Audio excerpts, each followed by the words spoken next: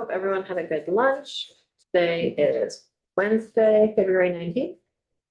And we are discussing the reappraisal reform bill that we had drafted as a follow-up to the fantastic report that you all gave us.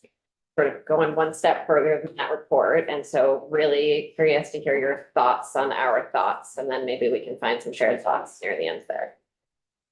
Yeah. My name is Jill Remick. I'm the Director of Property Valuation and Review at the Tax Department.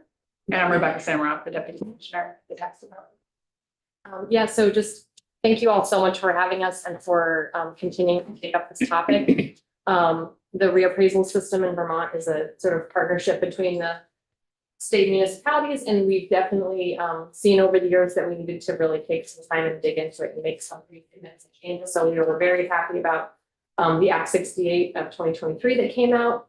And then we provided a progress report at that time, that December, I think. And then we also provided a pretty large report this past December. And just for a reminder, it included a great body of work from IAAO, the International Association of Assessment Officers, who we contracted with to help us to sort of gather some information about what other states do and what stakeholders here in Vermont would be interested in. And we also worked closely with VCGI, Vermont Center for Geographic Information, because there's obviously a lot of overlap between the parcel data, literally and figuratively and objectively and data-wise. So there were some recommendations from there as well. I did want to come back and just start with what I think is really good news. I was just sort of tallying up our numbers for reappraisal. So you might recall prior to the Act 68, then towns were issued reappraisal orders from PBR. There was no set timeline when that would happen.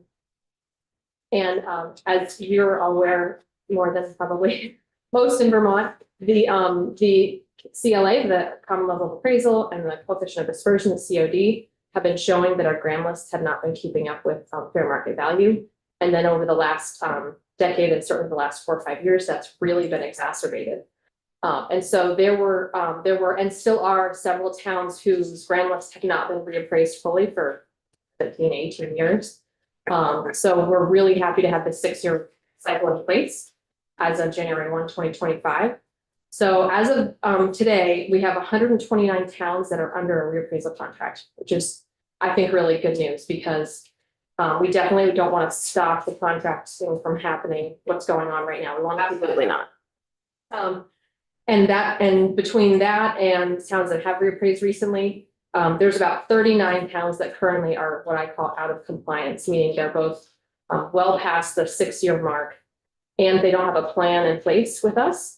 So we've actually sort of focused some outreach to those 39 towns to be like, hey, just a reminder, the 6-year cycle is now in effect. Here's what your numbers are saying. Here's the steps we strongly encourage you to take.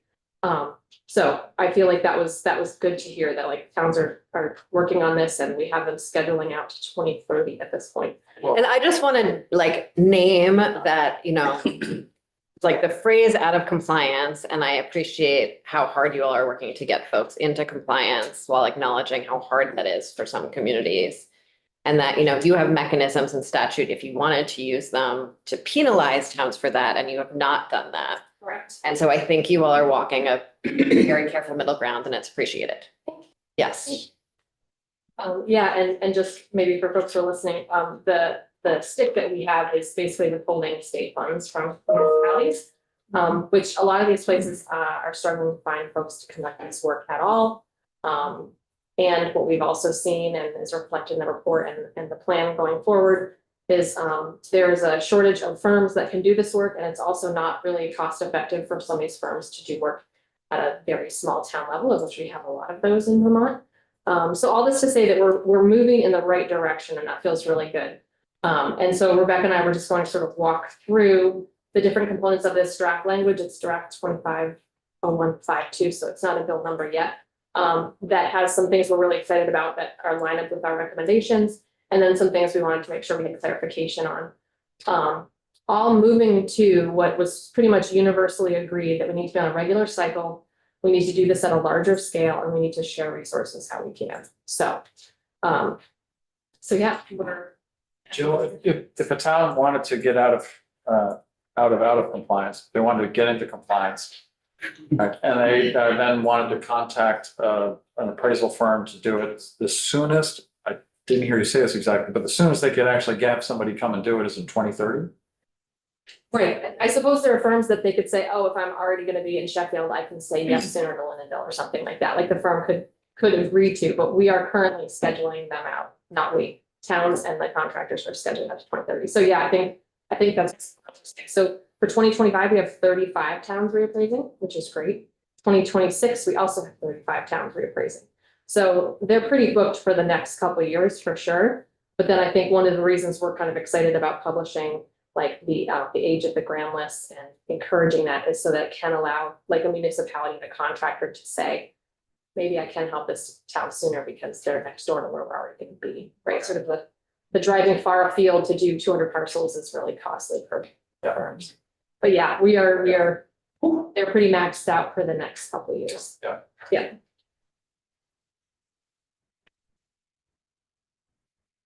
All right, so with that being said, right, so one of the main thrusts of the report that we had was about creation of some sort of assessment district. So there is current statute in Vermont law that allows for something called an assessment district that was really more about having towns join together for their equalization study. So they would have a shared CLA and COD.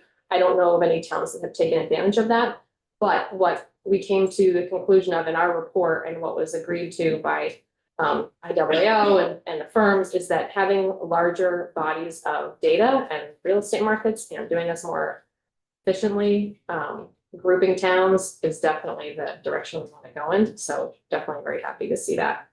Did you want to say anything about this, the districts specifically? Yeah, well, in this draft, we saw that, the districts have just been like created and named, or, kind of like, that was something that in our version of the report, we had left up to a working group to work on. But as we discussed last time we were in here, there's other, regionalization forces at work, with the concurrent education reform proposals and what could happen with school districts there. So just wanted to reiterate that I think there's a lot of benefits that could be realized if these two reform efforts, if they both progress and we could align those districts with the new school district size, are could be appropriate assessment districts, that would be great. We're looking for kind of some governance glue to attach these reappraisal districts too. So and also, just in thinking about kind of the scope of process that in our model of progress, we had envisioned this working group doing, I can imagine some value to having this box checked already. It's like, what these regions are going to be. There's, a bunch of decisions to make in addition to that, but could see some real value of having some structural decisions made in advance. All right. So then one of our first clarifying pieces was just about, I'm not sure. Do you want to share your screen or does that make your life harder? I think it would be nice for the studio audience. Home audience. I don't know the phrase for that. It's not the studio audience. That's what you here, right? So. Yep. Do you have a catchphrase I could use in the screen? Folks at home. Folks at home. For Kirby. For Kirby. Kirby really needs to do first. Okay. All right. So right, one of the tensions and also, constructs that we operate under that can be really great too is the sort of shared responsibility for this between the state and the municipalities. So under this draft language, it actually creates an assessment supervisor, which we certainly wanted to create some sort of assessment district that had oversight and guidance from the state. One of the suggestions we had is maybe having some sort of a board that would made up of folks from the different municipalities, so sort of a shared oversight. But in this construct, it would actually be a state employee who is exempt and appointed by the commissioner for each assessment district. And I think that was probably what you were referring to when you, Chair Cornette, talked about like going a step beyond our recommendation there. Yeah. So like this draft makes the decision, explicitly that, or the way that we're reading this in case, take the opportunity to clarify that the assessment supervisor and then, folks at that supervisor would be staffing the assessment district would be state employees. I'll take ownership of this idea. So a year ago, when we were sort of in a different place in this conversation, there was going to be, there was a fairly robust county government working group. right? I don't think we called it that, but whatever we called it. And Representative Higley, were you on it? County and regional government. County and regional, whatever it was, yeah. And that working group, I was imagining would be in a different place come January than they were because of various other things, and that would inform this conversation. What is in your report is setting up another parallel set of municipal structures. So we have the RPCs and the CUDs and the waste districts and the water districts and that, and it just like the layering feels like we're adding more complexity to a tiny state that perhaps can't bear a bit more complexity at this point. And so I think there's a question about like, you know, I don't think the RPCs would be interested in taking this on. And like, if any RPC people are listening, this is not my suggestion. I'm just using it as like a demonstrative metaphor. But if there was another like non-state entity that could take this on, that might make sense, that was operating at a regional level. But creating a brand new regional governance structure just seems wild to me, given where everything else is in the world at this point. And like, for accountability's sake, I feel like, you know, one of the concerns on this is accountability in both directions. I think municipalities really want this body to be accountable to them. And I think you really want the appraisals to be accountable to you and the statewide ed fund. And it seems like a clearer accountability structure than a brand new governance system would be, but that's where I was coming from. I think we could have GovOps spend a few minutes talking about it too. I don't know.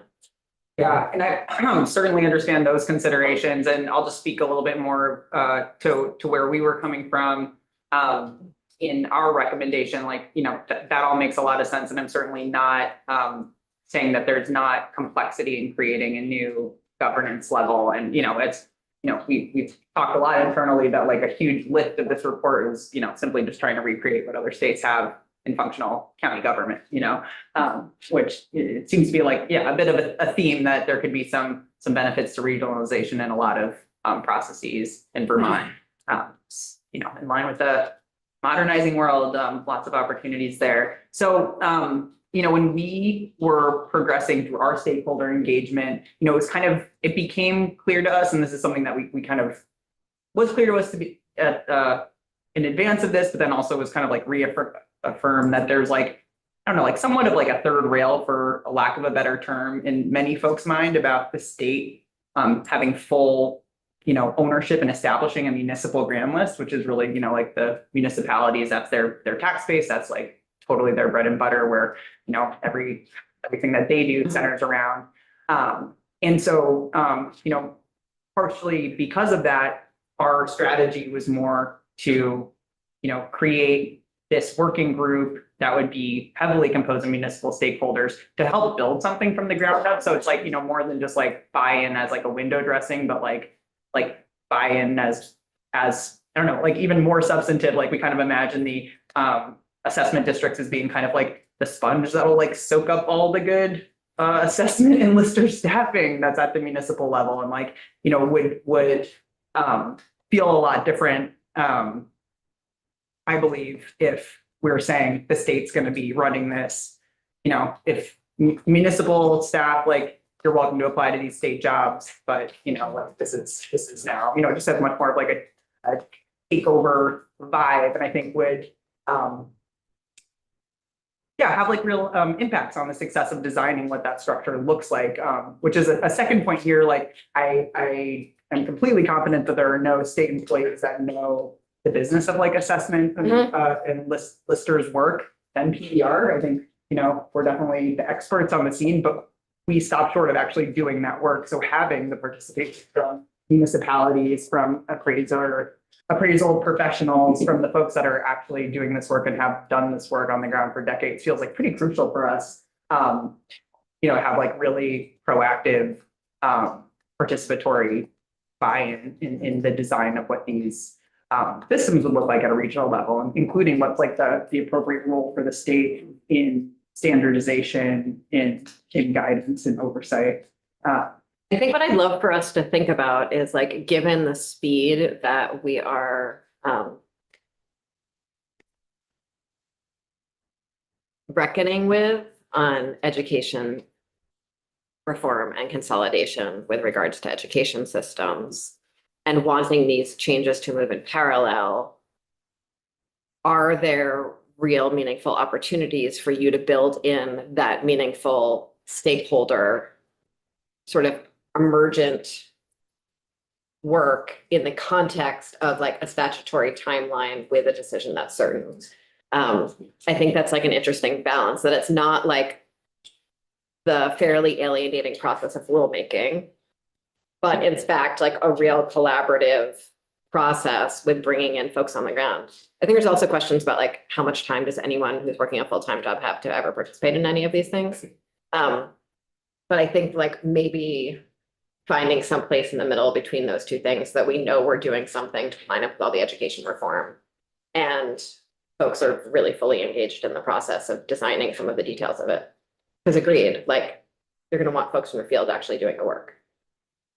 Yeah, and when we were working on this report for the last, year or so, we just kept hitting against, well, I don't actually know how towns would share contracts. I don't actually know how towns would share employees. So we kept sort of, that's why we kept being like, we've gotta have this stakeholder group, because like the mechanics, the literal mechanics of like, how does that sharing happen? There are definitely individuals and towns that are already sharing some of those resources, but they're not necessarily full-time jobs. They're not necessarily, you don't have benefits. And it's, you're relying on 5 different select boards to be your part-time boss. That's no good for anyone. So like, if we sort of go back to like, I think some of the main goals that everybody agrees on is it'd be great to have more support and oversight from PBR. Like there's definitely room for improvement on my end, and us to have more capacity and time to help towns more. And so there are some towns who cannot find folks to do the work, and those that are, how can we make it easier for them to share that within this larger group district amongst each other? And it is, I certainly expect you guys will probably hear from the Vermont League of Cities and Towns and VALA and others, because we've sort of struggled with that too. There's even, even within school districts, there might be towns that don't necessarily want to get on the same cycle. Being on the same cycle, once we're in it for a while, I think it becomes a non-issue, because you do want to be on the same cycle. You do want to have equity. You do want to have like, be able to anticipate when your next reappraisal is going to be. So there's a lot of pieces to like about that. It's just, we just kept running up against the like, literally, how does this work across municipal boundary? Because we don't have the benefit that other states do of having established county government. And if we look at the lessons of, say, Act 46, and people are in this sort of like voluntary status, then we could have one town in a region opt out of the appraisal cluster. And then what happens with them, right? Like the statewide grand list suffers because of that. And so I think that's that's an interesting part of the tension of like, what can we do so it actually is lifting a burden off of municipalities who don't have a formal structure to collaborate, right? Yeah, exactly. And yeah, I feel like that is like a shared goal between the two kind of like versions of thinking about this, is like wanting to have like real structure for municipalities to gain value from, and for, the employees that, in the example Jill just shared of, working across multiple jurisdictions, like having a place to really like grow and advance a career. Having opportunities where, folks can start a career journey thinking that this is like the type of role I want to have and have for a long time. But yeah, I think it is a really interesting question, like, pre-establishing like what the reassessment districts are, reappraisal districts are, RADs, we love the terminology, by the way. What those RADs are, I feel like that's like. That's all Kirby, by the way. That's an example of like, a structure that could be provided to a stakeholder group to help like give kind of like teeth and boundaries to like what the group needs to figure out. If there could be other examples of that too, like, what a staffing structure would look like that maybe flexes based on how many parcels are in the district, what like a fund sharing, structure would look like. And then there'd be like, more limited decisions to engage with successfully about like some of these big unknowns for us, like how does shared contracting work? from between municipalities that each may have history of working with different reappraisal firms, you know, what's the state's role in contracting and contract standardization, things like that. Representative Higley, did you want to jump in? I did, if I could. You may. Please. Yeah, I think we missed I thought we were making eye contact, but we weren't. Of course, I'm new to this committee. I'm also a listener. And I certainly don't appreciate even the intent language here. When you're talking about, and I understand completely because we've helped out the town of Eden because they lost their listers. They have an assessor now. The town of Troy also, but to say that the grand lists need to be kept up to date and accurate, I believe that's currently happening. To say that the collection needs to be consistent and standardized, I don't know why, as long as the bottom line is, and it always has been, to have a grand list that's fair and equitable at 100% of the fair market value for the properties that we're assessing. And again, the last thing is in regards to a professional staff. I mean, we just had again today an individual talking from a land value tax perspective, saying some disparaging remarks against listers as well, as far as their education. So I don't appreciate any of that, okay? Last time was talk about Board of Civil Authorities being biased and so on. Again, it's part of community service in my mind. And the ones that are still out there, I'd like to think that they're still going to have the ability to do this. I don't appreciate the state taking charge and having assessment supervisors or whatever you want. I mean, it's hard enough for the state to keep our listers, can't remember the terminology right now. Folks that help us out. The district advisors? District advisors, yeah. So, and, I just interject too, you need to know where my folks are coming from. When you talk about professionals, whatever it is, so you may remember that back in the day, there was a health department report that said anybody that lives within a 10-mile radius of the asbestos mines has a larger opportunity to contract asbestosis or other illnesses, right? There was a layperson that spent a year of her time going around finding out exactly that that's not the case. There's so many of these people also worked in the Bath shipyards. So they had to pull back from that. There's your professional healthcare department. JPEG's EB5 program, it's being audited by the state of Vermont. Well, look what happened there. I could go on with lists, and I'm just saying, this is where I'm coming from. So that's why I'm hesitant on this takeover. Just to let you know.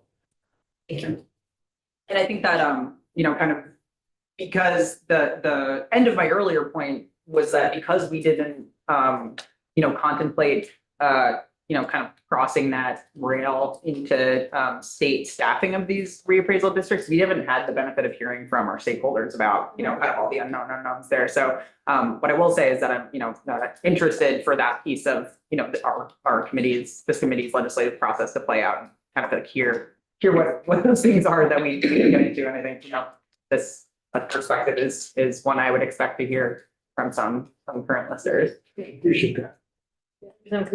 Yeah, thanks. I don't know if I said it before when you were before our committee, but I know the listers that I've spoken to in my communities really appreciate all the help from PBR. So all the training courses and everything else. So get that on the table. I think this bill would benefit from, even though it doesn't substantially change it, some findings in the beginning of it as to what the bill could be, as to reflect some of the recommendations of the report. Because there are some listers who are fantastic at their jobs, they're committed. But it's just the town struggle to find those people and to step into that void, I think is what we're talking about here. So my real question for you is, do you think this is something the Department of Taxes could do?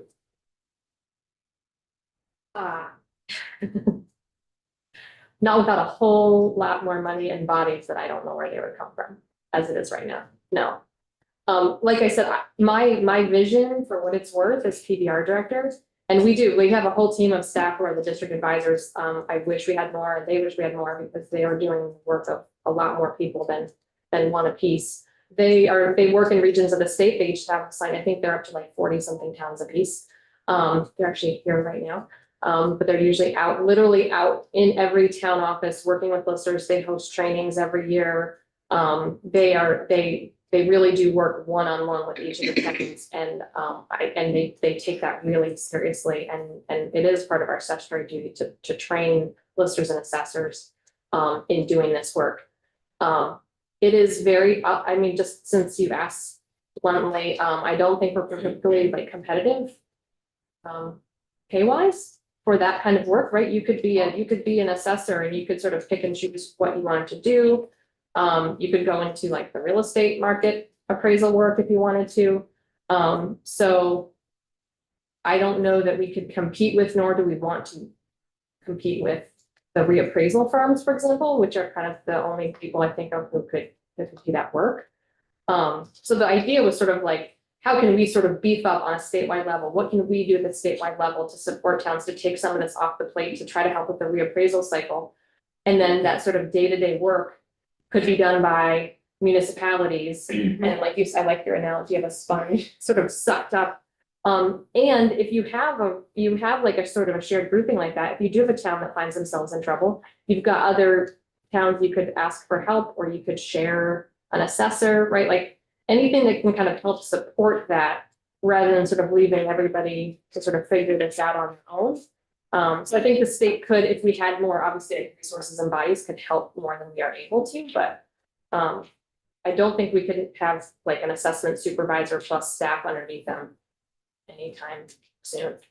And we were not like, naive about state staffing and contemplating, this change in the program, but, we, in the report, I was just looking for the page where we said this, but, it felt like putting the cart before the horse a little bit to like consider what staffing changes would look like until we know like how many reappraisal districts are there. What is the work that, they wanted, that, like a group has determined, like, this is the work that's being held here and here's the role of the state. We definitely imagine reshuffling the PBR district advisors to align to new districts. We would want to keep like a 1-to-1 match, at least with that. And then also envision some, redeployment of staff to serve some centralized roles, and probably staffing up in future years when these are up and running. And like the immediate staffing needs that I think we could achieve just by redeploying tax department resources would be like, a PBR employee to help staff a working group if there was still going to be a working group structure to kind of flesh this out, like, helping keep that process on the rails, because I imagine we'd want that work to progress relatively quickly. And then also we imagine some like upfront one-time training enhancements that we want to do. We want to make sure that like a first cohort of assessment district professionals are like ready to go with, the latest and greatest training opportunities from PBR, and, that we're retailoring those to work in an assessment district model where it's, assessment district staff that are supporting all of the municipalities within that assessment district.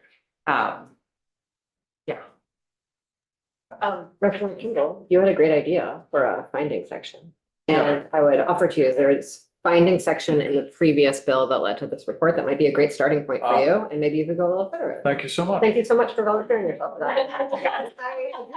So we benefit from finding. Thank you. Yeah. We're gonna start now. Yeah. And I do doesn't make anyone else not want to volunteer. I just want to offer one more, and I know Jill, you probably would articulate this way better, but just based on the last two comments, just want to recognize we're like, completely aware and honoring like the amazing work that many listers are doing across the state. The situation that we're faced with, as a department that oversees the whole picture, is that it's, that there's not equity in that space. There's some towns that don't have those resources, that can't find someone. When there's some jurisdictions are so small that it's only part-time work, and no one's available to bring that expertise part-time, and some are big and aren't able to find the right support. So the theme here is like drawing what's working up to a regional level, so it's working for everyone. And then also as we kind of talk through these kind of future state opportunities, when we went through the report the first time, there's like so much like technology out there, opportunities for advancing, like what tools are available for listers and assessors. It really doesn't like make sense practically for us to roll out across, 250 plus towns. So if we had these, centralized reappraisal offices, you know, with like with the staff that are, you know, really leaning into this as their full-time job, like that is a perfect audience to, you know, explore statewide contracting of like an ortho imagery vendor, or, you know, like have one group share with the others about what their, you know, what their change detection software is doing in their district, and, you know, have opportunities for learning that way. We just don't have like great mechanisms to roll out, you know, cool new technological opportunities across districts that are staffed at such varying levels. And, you know, and by levels, I mean like some volunteer, some paid professionals, you know. It's a tricky landscape.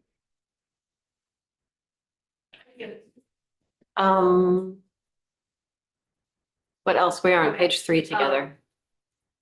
Yeah, so just really like nuts and bolts kind of thing, again, getting back to like not having the state have regionally, you know, regional support from an assessment supervisor, then getting to employing the staff required to carry it out, and then getting into preparing a budget, just gave us pause, whose budget, who would approve that budget? What would that budget be made of? Who are the staff, right? So those are things that would sort of have to get ironed out a bit more. Would you, I mean, that's sort of a question, even, we were looking at the miscellaneous tax bill this morning, and there's like that one place where someone's salary is in statute. This is sort of another place where like, would you want us to iron that out of the statute? It seems like something up there is something you would rather do. I think like maybe the questions are more fundamental, and like we might have to do some learning too, but like, you know, if these are state employees, like we wouldn't put like one of our tax department employees in the position of like building a budget. Yeah, okay, great, thank you, okay, You know, thank you. like, Okay, kind of. thanks, I understand your comment better then. And, you know, this section I thought was pretty helpful and on point, because we do want sort of shared guidelines, procedures for these folks to follow. We already do have rules for conducting reappraisals. We already do approve reappraisal firms. There seems to be pretty universal interest and support for sharing and collecting parcel data statewide for the mapping and other, you know, the grand list is probably one of the most important data sets for state policy. So let's see, and the continuation of the 6 years, again, like I said, right, these things take time, and I'm very encouraged and supportive of, the towns are working really hard to get contractors in line. Contractors are staffing up to get this work done, which is great. That was sort of the momentum, the way we wanted things to go, so that towns did have that support from the firms, and the firms had some expectation that there was work for the foreseeable future that they could staff up for and do. So I do feel like we are moving in the right direction with the 6 year, and while it is going to take time to get onto that cycle, I don't think we should back away from that. So I'm glad to see that remains here. And then this utility section is just echoing the current construct. We do provide utility valuation to the municipalities, and depending on the type of utility, the municipalities can come up with their own values or are required to use our values. So that doesn't change. I think this was largely to just get this in line with one of the other pieces that we are that was in our report that this bill contemplates, which is moving the grand list date from April 1 to January 1. So there's lots of sort of things that flow from that, but certainly it makes a lot of sense just from a practical perspective. It also would theoretically allow more time for the grievance hearings to happen if that window could be extended. So January 1 through April or May, so that we heard that over and over from the reappraisal firms. They're like, I could do more towns, but I can't be in 5 towns in the 2-week window that grievances can happen. So having a larger window for grievances makes a lot of sense. Can I ask a question about earlier, the utility valuations? Have you all ever considered doing resort property valuations, or do you just consider that as sort of part of the defense fund that you have, which is a defense fund? And I know, I feel terrible, I just called it I'm that. happy that we do now. What is it actually called? We have a commercial appraisal litigation assistance program. Thank you. So that would be a great, that is definitely like a great example of what we would want to use that program for. So we're standing it up. We've got applicants applying to towns applying for this assistance. So we actually have a professional who we stole from the DAs actually, to collect those applications from the towns, basically towns saying, I have this unique high value commercial property, could really use some help in appraising it, and then our commercial assessor and our legal staff help find a contractor who can do that work. And then we have professionally done like value for that unique or high value property. So that also, and then we would also help support the town in defending that value if it gets appealed. So that is in place, and resorts, I'm sorry, I know I always use the methane digester. It's just like an interesting thing that sticks in my brain. There are unique properties in Vermont that need, or like really high value commercial properties that are in some very small towns. So having this program at the state level that if towns want to, they can say, hey, can you guys help us out? I think is a great step forward for the state and the municipalities. So the utility, currently we have a contractor for the electric distribution and transmission. So that's Green Mountain Power, Velpo, sort of big systems. But then there's also hydro dams, there's solar, there's all kinds of other utilities with different treatments. But right now, that was the first hurdle we got over. Yeah, and both those, like CALA program and what we're doing around utility evaluation are examples of where, you know, the state has offered or stepped in to say, like, more surgically, like, we think we should be establishing the value, or we invite you to ask us to help you establish the value for some things. And, you know, I think the opt-in kind of aspect of the CALA program has been received really well. And, you know, even when we've kind of like more surgically stepped over the line into utility evaluation to, you know, propose setting values for certain utility property that spans municipalities, there's been pushback to that. So that's like kind of, you know, the feedback I'm interested in hearing more large scale, with the idea of, you know, a state staffed office to set more municipal values, you know, than just these.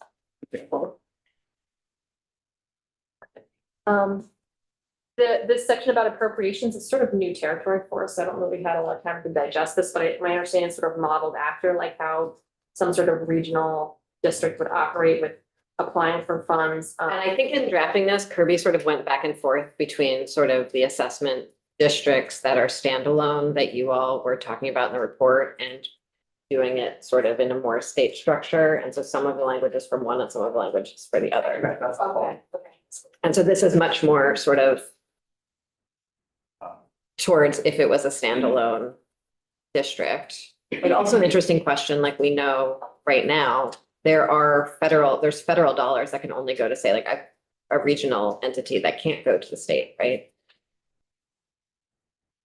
Yeah, it's interesting. And that's something that's not really on our radar, like if there is existing federal resources or grant resources that would be available to in this space, in this like appraisal. And I know in the last administration, there was a lot of energy about this particular issue and about like appraisal equity and grand list equity, but I imagine that has faded from focus with the new administration. You're at the national level. Yes, at the Okay. national I was like- level. I just pretend like. Never mind. Another piece that we sort of expounded on a fair amount in our report is sort of how the appeal structure could possibly work. Again, going by sort of some of the national research that IAAO helped us with and talking with stakeholders, it seemed like it still was helpful and appropriate to have some sort of initial appeal at the very local level, and then come up with some sort of an appeal board of some sort that could be made up of representation. So the current draft goes right to the assessment supervisor, and again, if that's like a state employee who's overseeing the evaluation, and then that's where the appeal goes to, and then from there, I believe the next step is to the tax commissioner. It kind of leapfrogs over a couple of the board constructs that might be worth looking into. I was saying to Rebecca earlier, this is a lot of work for one person to do. It's a lot. It would be a lot of work for each assessment supervisor. I think the idea was that it would sort of like start with a local real person that normal person could, just like a person could talk to a person and they would be near their homes talking to a person. Okay. And then there would be like a thing that still felt as accessible, but was a little more official. Okay. And then on from there to something that was sort of like, quasi that reflected the appeals process in the rest of the tax department. Okay. That was the thinking. It's not like, That's. as Rebecca said earlier, it was about sort of like a vibe of access and then a parallel with your existing process rather than anything else. And I think I haven't actually had an opportunity to rewatch Kirby's walkthrough, but I heard that there was some openness to keep working on this. Oh, for the whole thing. Yeah. Yes. No, this is just like, let's put words on a page so we can figure out where we're going from there. Yeah, so I think it would be, the appeals area was like one area, I feel like, of our report that we were like, we're into this new appeals structure. We feel like we have some clear thoughts on this. So that'd be great to keep working on that. However, the shape, but I think ultimately, the appeal structure is gonna, be heavily determined by the, RAD structure and who's doing what in the RAD, All so. right, skip ahead. Let me. Sure. Brace yourselves. So like I mentioned earlier, this does capture the suggestion. One second before you jump back. So, I don't know if you've gotten to it quite, but again, when it talks about if the appellate does not facilitate the inspection through electronic means, again, this is another issue that so many of my constituents don't have an electronic means. So This is for the state why, emergency one? what's that? I think that's in the state of emergency section, right? That would be. That's just under the section on appeals to a sensitive supervisor. What page in line? I was looking at page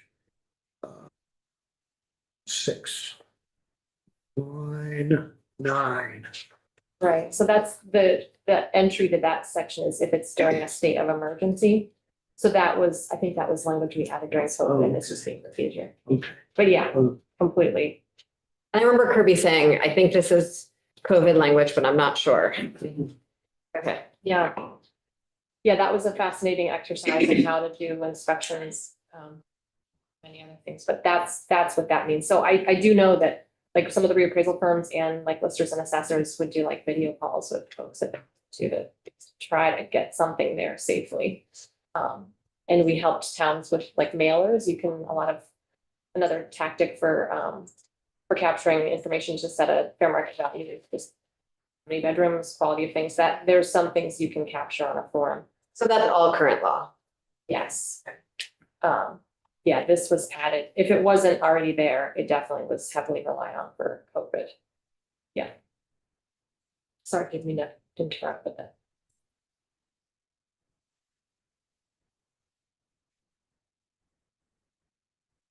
Representative Higley, are you? You're Good, good. Okay. thanks. Right, so I think I already mentioned, right, we are, one of the recommendations in the report was to allow us to come back the second half of this biennium with all the different pieces and parts of the April 1 to January 1 implications. I think there does seem to be pretty universal support from folks who do the work and from the firms, like I said, but it does have a lot of like, subsequent things in statute that stem from that April 1 date that we want to make sure we capture everything.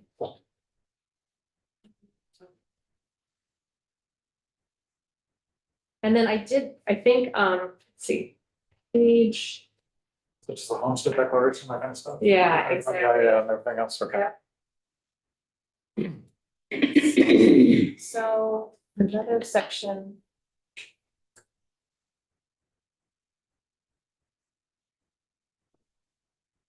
Oh, right, okay.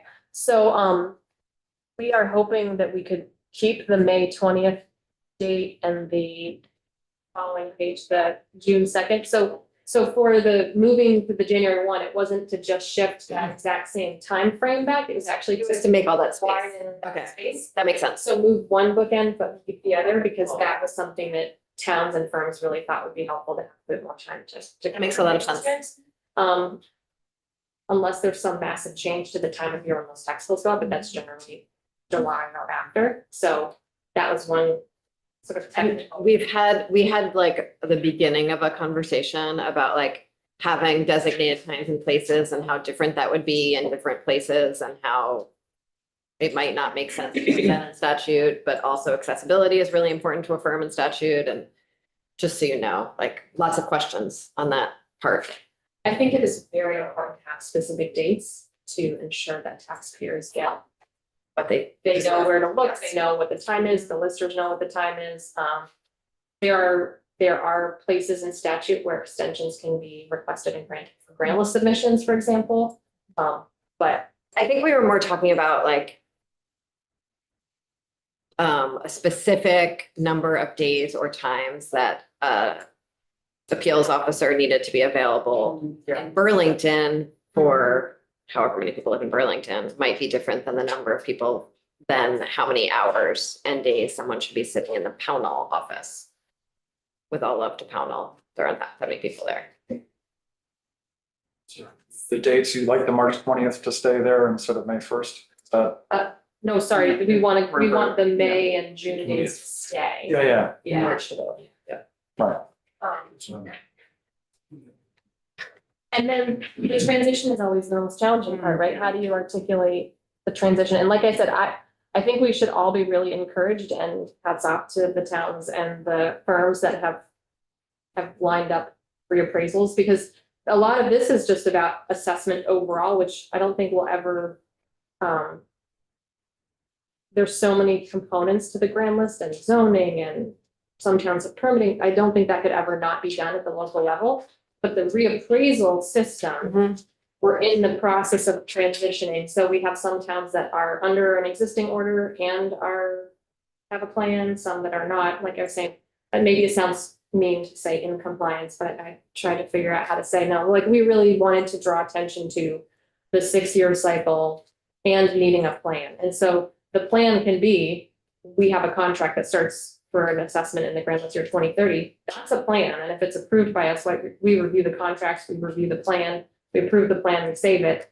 That's how towns get sort of on that compliance list. And the ones that we are really trying to focus on are the ones that don't have a plan and are pretty outdated to make sure they get. And I think there's a real question about sort of the dollars that we already send to towns for this. And, you know, when we were first talking about this, there were a huge number of towns that had not reappraised for a very long time that hypothetically had all this money saved up from it. Sounds like they're starting to spend it. Grand list will still need to be maintained in between reappraisals. And so I think that's still a very open question about how much of those resources towns would need to maintain. And it's possible that it would be all of it still needed. I don't know. Yeah. Right. Yeah, so the transition language, I think that's in this draft, like, achieves, I think, a similar outcome to what the language that we kind of like drafted out in our report. It's like a little more instant. We interpreted this as being effective upon passage, where it's like, you know, it's kind of more of like a finger snap, and then the reappraisal orders are revoked immediately, and those who've been required to reappraise, like those no longer have you know, legal weight anymore.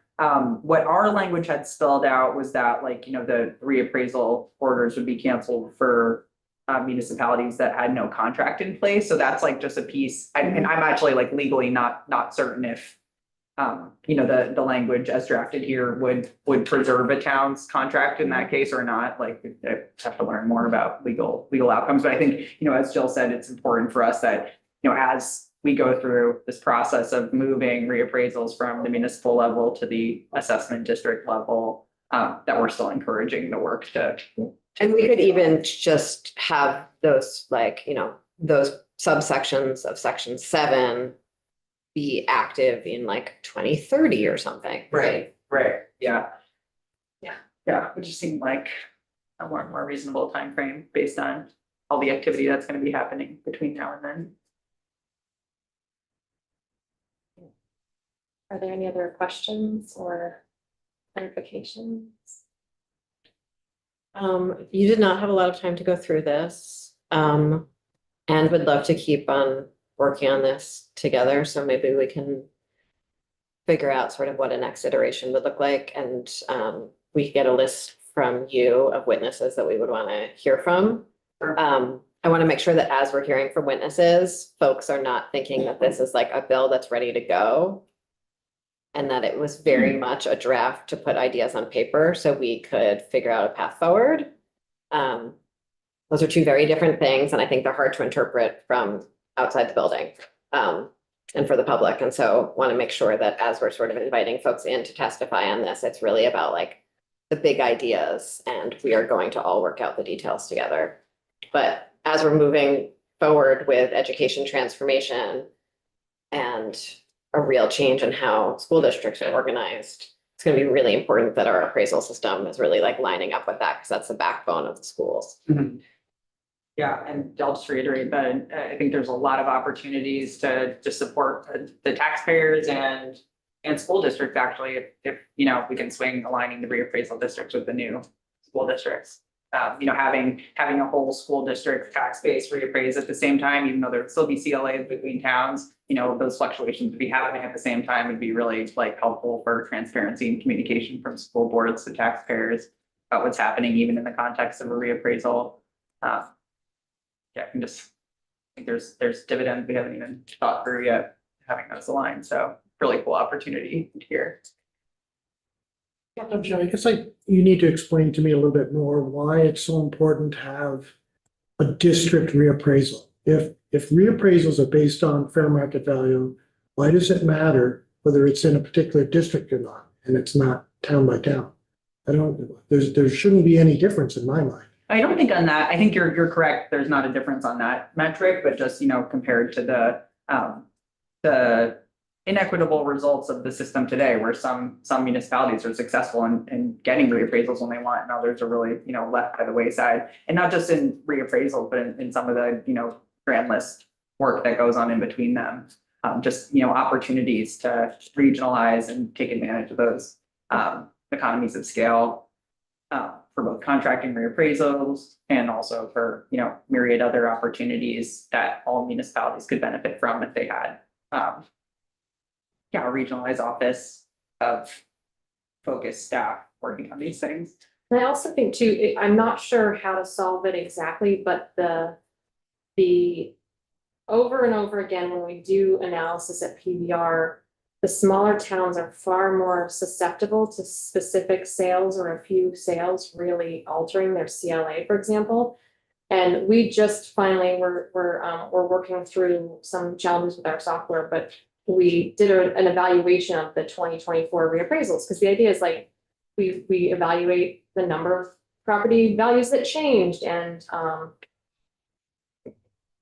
there's another data set that we analyze that I'm not thinking of. So basically we analyze the results of the reappraisal to make sure, was this like a legitimate reappraisal?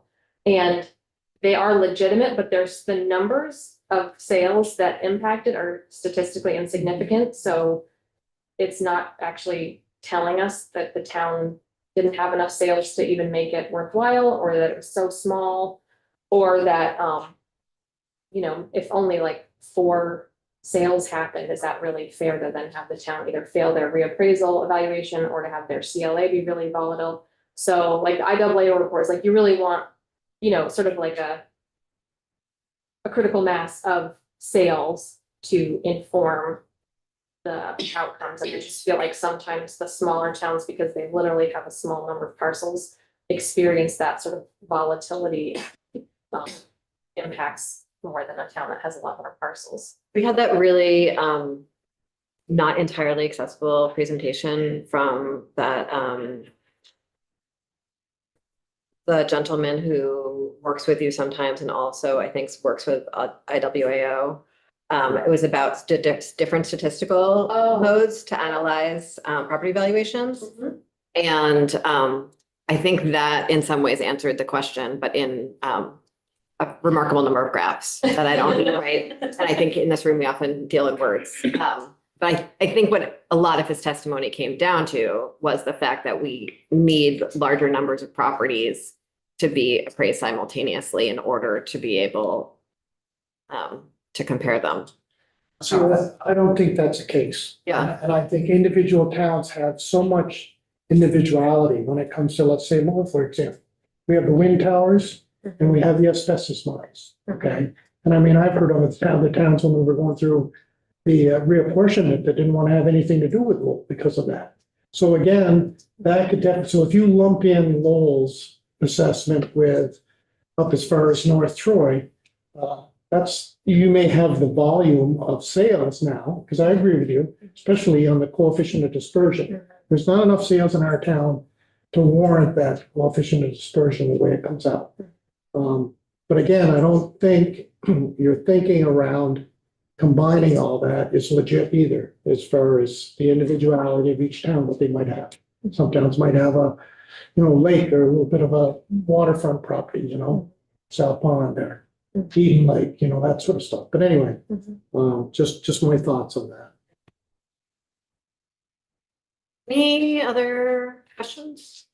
Oh, okay. Thank you both so Thank you. very, very much for all the work you're doing right now. Yeah, again, thanks for your attention on this issue. Yeah. So folks, will hear from a bunch more witnesses on this and do some more work on it. We are now done for the day. But again,